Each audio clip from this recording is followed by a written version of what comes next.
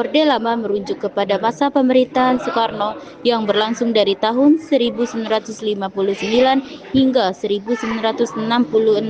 Istilah Orde Lama mulai digunakan sejak era Orde Baru untuk membedakan rezim Soekarno yang dianggap lama oleh Soeharto sebagai Presiden Indonesia di era Orde Baru. Orde Lama juga dianggap sebagai masa-masa kepemimpinan Soekarno di masa demokrasi terpimpin. Peristiwa Rengas Dengklok 16 Agustus 1945.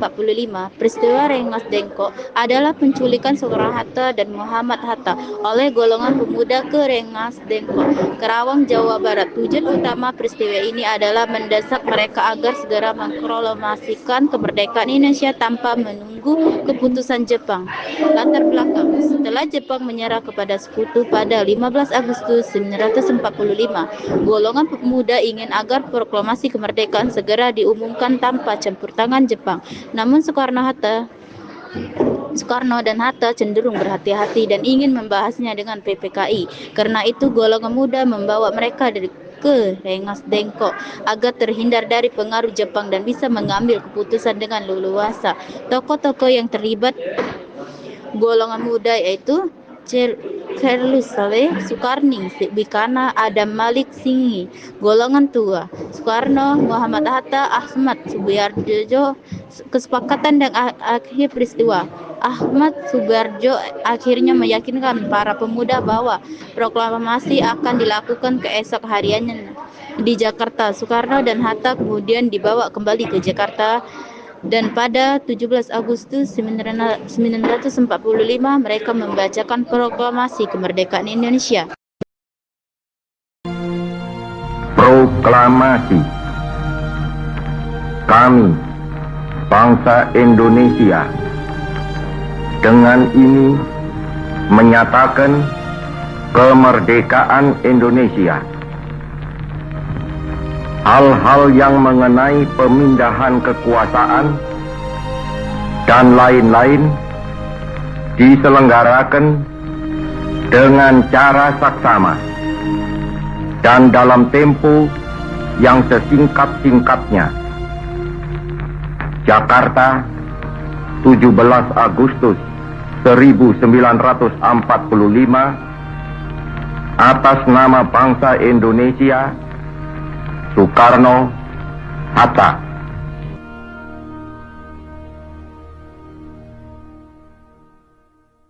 Persiapan dan pelaksanaan proklamasi kemerdekaan Indonesia. Setelah Jepang menyerah kepada sekutu, Soekarno, Hatta, dan Subarjo merumuskan naskah proklamasi di Rengas Dengklok. Naskah tersebut ditulis oleh Soekarno dan ditandatangani bersama Hatta.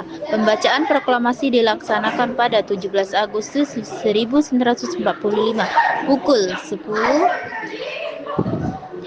di rumah Soekarno, Jalan Penggagasan Timur No. 56, Jakarta. Setelah Soekarno membacakan naskah proklamasi, bendera merah putih yang dijahit oleh Fatmawati dikibarkan oleh Latif Indrani dan Suhud Satrokusumo. Berita kemerdekaan segera disebarkan ke seluruh Indonesia. Pemerintah Republik Indonesia dibentuk dengan Soekarno sebagai presiden dan Hatta sebagai wakil presiden. Namun Indonesia masih harus berjuang mempertahankan kemerdekaan dari upaya Belanda untuk kembali berkuasa. Proklamasi menjadi tonggak sejarah yang menandai berakhirnya penjajahan dan lahirnya Indonesia sebagai negara merdeka. Semangat ini harus terus diwariskan untuk membangun bangsa yang lebih maju. Latar belakang: ketegangan PKI, TNI, dan usulan Angkatan ke-5. Hubungan antara PKI dan TNI Angkatan Darat memang tegang pada masa itu. PKI dengan kekuatan yang besar berusaha mendapatkan pengaruh lebih dalam pemerintah. Sementara TNI Angkatan Darat curiga PKI ingin menggantikan ideologi Pancasila dengan komunisme. Salah satu pemicu utama ketegangan adalah usulan PKI untuk membentuk Angkatan ke-5 yang terdiri dari buruh dan petani bersenjata. TNI Angkatan Darat menentang keras usulan ini karena khawatir PKI akan menggunakan kekuatan militer ini untuk mencapai tujuan politik, bahkan mungkin melakukan kudeta G30S, malam berdarah dan kegagalan kudeta. Pada malam 30 September 1965, pasukan Cakrawirawa yang dipimpin oleh Letkol untuk Sutopo mencuri dan membunuh 6 jenderal TNI Angkatan Darat PKI, kemudian mengumumkan pembentukan Dewan Revolusi yang dipimpin oleh Letkol Untung. Namun upaya kudeta ini gagal. TNI Angkatan Darat di bawah pimpinan Jenderal Soeharto berhasil menumpas gerakan G30S dalam waktu singkat. Pasukan TNI merebut kembali Pangkalan Udara Halim Perdana Kusumo yang menjadi pusat gerakan G30S. Setelah G30S, penangkapan, pembunuhan, dan pembubaran PKI. Setelah penumpasan G30S, terjadi penangkapan dan pembunuhan terhadap anggota dan simpatisan PKI di seluruh Indonesia. PKI sebagai organisasi dinyatakan terlarang dan dibubarkan. Peristiwa ini menjadi titik balik penting dalam sejarah Indonesia yang mengakhiri kekuasaan Soekarno dan memulai era Orde Baru di bawah kepemimpinan Soeharto. Dampak G30S, trauma dan perubahan politik. G30S memiliki dampak yang sangat luas bagi Indonesia. Selain jatuhnya banyak korban jiwa, peristiwa ini juga menyebabkan trauma yang mendalam bagi bangsa Indonesia. G30S juga menjadi justifikasi bagi pemerintah Orde Baru. Para prajurit sekalian, kawan-kawan sekalian,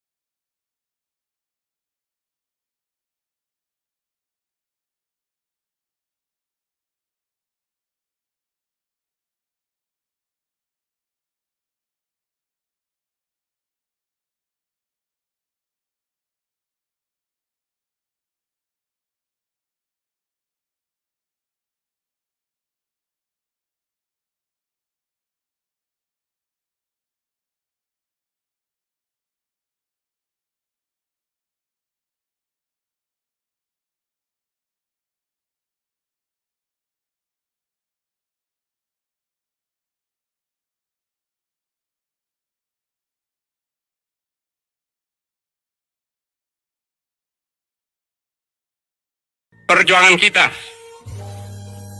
meneruskan tugas angkatan bersenjata kita, meneruskan perjuangan TNI kita, meneruskan tugas yang suci. Kamu semua, tidak ada yang lebih tahu daripada kami yang di sini, daripada saya. Sejak 20 tahun kita selalu bersama-sama membela negara kita, perjuangan kemerdekaan kita, membela pemimpin besar kita, membela cita-cita rakyat kita. Saya tahu kamu manusia tentu ada kekurangan, ada kesalahan. Kita semua demikian. Tapi saya tahu kamu semua telah 20 tahun penuh memberikan semua dharma baktimu, semua yang ada padamu untuk cita-cita yang tinggi itu. Dan karena itu kamu, biarpun hendak dicemarkan, hendak difitnah bahwa kamu pengkhianat, justru di sini kami semua saksi yang hidup. Kamu adalah telah berjuang sesuai dengan kewajiban kita semua, menegakkan keadilan, kebenaran, kemerdekaan. Tidak ada yang ragu-ragu. Kami semua sedia juga mengikuti jalan kamu. Jika memang fitnah mereka itu benar, kami akan buktikan.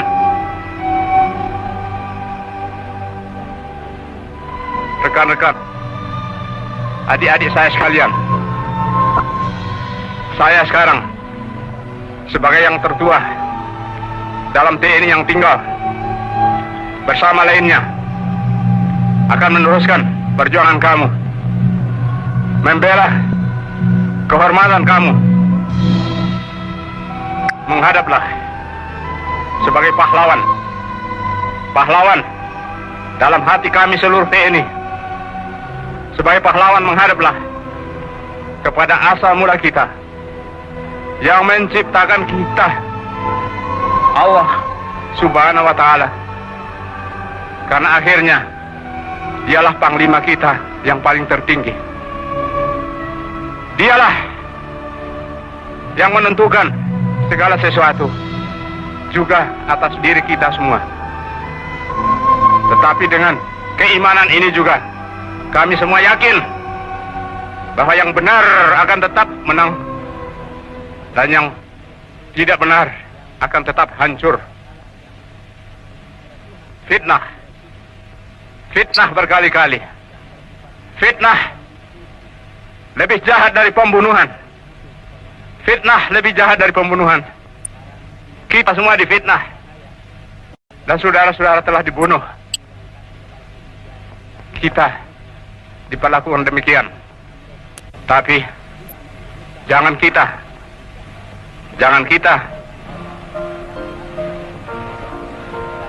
dendam hati. Iman kepada Allah Subhanahu wa Ta'ala, iman kepadanya meneguhkan kita, karena Dia perintahkan kita semua berkewajiban untuk menegakkan keadilan dan kebenaran. Peristiwa Tritora, Tri Tuntutan Rakyat, 10 Januari 1966. Peristiwa Tritora adalah gerakan demonstrasi besar-besaran yang dilakukan oleh mahasiswi dan pemuda pada 10 Januari 1966. Mereka menuntut perubahan politik di Indonesia akibat krisis ekonomi, inflasi tinggi, dan ketidakstabilan setelah G30S atau PKI. Latar belakang setelah peristiwa G30S atau PKI pada 1965, kondisi ekonomi dan politik Indonesia semakin memburuk. Harga barang kebutuhan pokok melonjak drastis, sementara pemerintahan Presiden Soekarno dinilai tidak tegas terhadap sisa-sisa Partai Komunis Indonesia PKI. Mahasiswa dan pemuda yang tergabung dalam Kesatuan Aksi Mahasiswa Indonesia KAMI serta Kesatuan Aksi Pemuda Pelajar Indonesia KPPI turun ke jalan menuntut perubahan.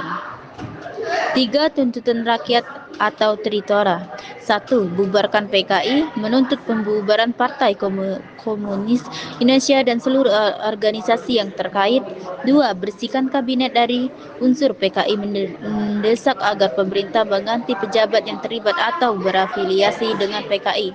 3. Turunkan harga barang pokok, memprotes kenaikan harga barang kebutuhan sehari-hari akibat inflasi tinggi. Dampak peristiwa Tritora. Presiden Soekarno akhirnya membubarkan PKI pada 12 Maret 1966. Situasi politik makin memanas hingga muncul Supersmar, surat pemerintah 11 Maret 1966 yang memberikan kewenangan kepada Letjen Soeharto untuk mengendalikan keamanan negara. Soeharto mulai mengambil alih kekuasaan dari Soekarno yang berujung pada lahirnya Orde Baru. Peristiwa Tritora menjadi titik penting dalam transisi kekuasaan dari Orde Lama ke Orde Baru di Indonesia. Peristiwa Supersmar, surat pemerintah 11 Maret 1966. Supersmar adalah surat pemerintah yang dikeluarkan oleh Presiden Soekarno pada 11 Maret 1966 kepada Letjen Soeharto yang memberikan kewenangan untuk mengambil tindakan dalam mengatasi situasi keamanan negara. Surat ini menjadi titik awal peralihan kekuasaan dari Soekarno ke Soeharto yang kemudian melahirkan Orde Baru. Latar belakang: setelah peristiwa G30S atau PKI pada 30 September 1965, 1965, kondisi politik Indonesia semakin tidak stabil. Gerakan mahasiswi dan pemuda menuntut membubarkan PKI, sementara situasi keamanan memburuk pada 11 Maret 1966. Sidang kabinet di Istana Merdeka terganggu oleh laporan adanya pasukan tak dikenal di sekitar Istana Soekarno kemudian meninggalkan istana dan menuju Istana Bogor. Di sana 3 jenderal utusan Soeharto yaitu Maijen Basuki Rahmat, Brigjen Mem Yusuf, Brigjen Amir Mahmud datang menemui Soekarno dan meyakinkan untuk mengeluarkan surat perintah yang memberikan wewenangan kepada Soeharto untuk mengambil tindakan demi menjaga stabilitas negara. Surat ini dikenal sebagai Super Semar. Dampak Super Semar. 1. Soeharto membubarkan PKI pada 12 Maret 1966. Soeharto menggunakan Super Semar untuk mengeluarkan keputusan membubarkan PKI dan seluruh organisasi yang berafiliasi dengannya. 2. Penangkapan tokoh-tokoh politik yang pejabat yang dekat dengan Soekarno seperti Syahrul Saleh, Subadrio, dan Dr. Sudarjo ditangkap karena dianggap pro PKI. Perubahan kekuasaan pada Maret 1965, MPRS mencabut mandat Soekarno sebagai presiden. Pada Maret 1968, Soeharto resmi dilantik sebagai Presiden Indonesia. Dualisme kepemimpinan. Setelah Super Semar dikeluarkan, terjadi dualisme kepemimpinan antara Soekarno dan Soeharto. Soekarno masih secara resmi menjabat sebagai Presiden Republik Indonesia, tetapi kekuasaannya semakin melemah. Soeharto memiliki kewenangan penuh dalam menjalankan pemerintahan berdasarkan Super Semar, termasuk membubarkan PKI dan mengendalikan keamanan. Situasi ini berlangsung hingga MPRS resmi mencabut kekuasaan Soekarno pada 1965 yang kemudian mengakhiri Orde Lama dan mulai era Orde Baru di bawah kepemimpinan Soeharto. Akhir dari Orde Lama terjadi karena kombinasi dari krisis ekonomi, ketegangan politik, serta konflik antara PKI dan Angkatan Darat. Peristiwa G30S menjadi pemicu utama yang mengakibatkan pergeseran kekuasaan dari Soekarno ke Soeharto. Dengan berakhirnya Orde Lama, Indonesia memasuki era baru yang dikenal sebagai Orde Baru dengan fokus pada stabilitas politik dan pembangunan ekonomi.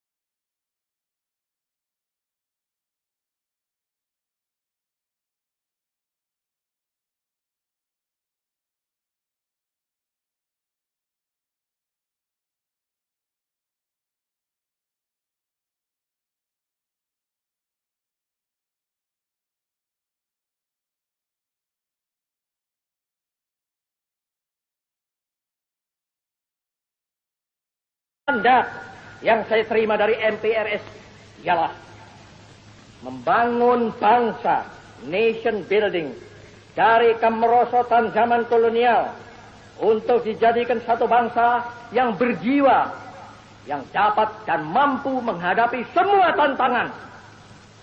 Satu bangsa yang merdeka dalam abad ke-20 ini. Itulah intisari pokok daripada mandat MPRS kepada saya. Sesungguhnya toh bahwa membangun satu negara, membangun ekonomi, membangun teknik, membangun pertahanan adalah pertama-tama dan pada tahap utamanya membangun jiwa bangsa. Bukankah demikian? Sekali lagi, bukankah demikian? Tentu saja keahlian adalah perlu, tetapi keahlian saja tanpa dilandaskan pada jiwa yang besar tidak akan dapat mungkin akan mencapai tujuannya. Inilah perlunya, sekali lagi mutlak perlunya nation and character building. Sudah terang, gestok kita kutuk.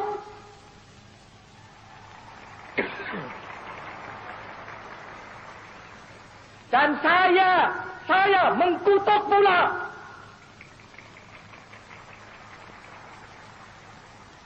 Dan seperti sudah kukatakan berulang kali dengan jelas dan tandas, yang bersalah harus dihukum.